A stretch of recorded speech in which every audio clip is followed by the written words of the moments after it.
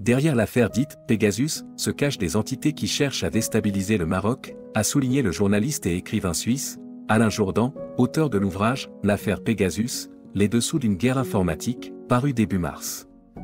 Je ne fais que mettre l'accent sur le rôle trouble de certaines ONG qui, loin d'être indépendantes, sont, en fait, des soldats d'une guerre économique mondiale, a indiqué l'écrivain dans un entretien publié par le site Monde Afrique.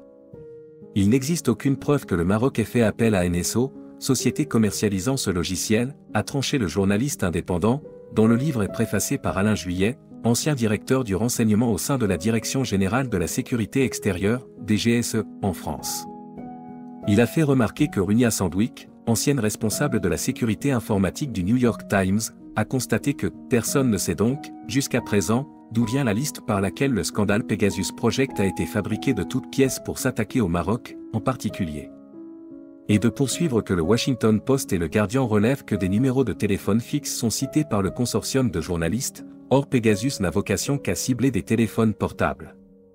À cela s'ajoute une autre, erreur aussi ridicule, concernant les téléphones américains car, selon lui, c'était tout simplement impossible de les écouter, les États-Unis ayant imposé à la société israélienne NSO Group de programmer Pegasus de manière qu'il soit incapable de cibler les numéros américains. À la question de savoir comment la presse reprend ces informations sans les vérifier, M. Jourdan évoque la situation économique des journaux qui n'ont plus les moyens de financer des cellules d'enquête. C'est devenu bien pratique, et très peu onéreux, de reprendre clé en main des sujets qu'ils n'ont pas traités. Comme le grand public n'y prête pas attention, ils laissent croire que ce sont leurs propres informations. Les publications sont réduites à n'être plus que des agents traitants. Elles ne choisissent plus leurs sujets et acceptent de ne plus avoir la capacité de vérifier leurs informations, a affirmé l'ancien journaliste de la Tribune de Genève, à la tête aujourd'hui de l'Observatoire géostratégique de Genève. Selon lui, malheureusement, les journaux non seulement n'enquêtent plus, mais ils croient dur comme fer à la grandeur d'âme des lanceurs d'alerte.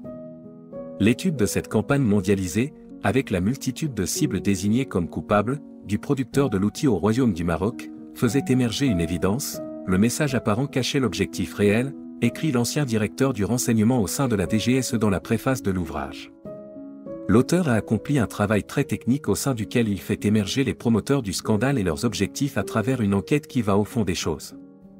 Le lecteur sera frappé par la complexité et l'opacité des montages, les voies et moyens utilisés, l'absence de règles morales et la mauvaise foi des financiers et des associations support des actions de dénigrement et de déstabilisation, note Alain Juillet.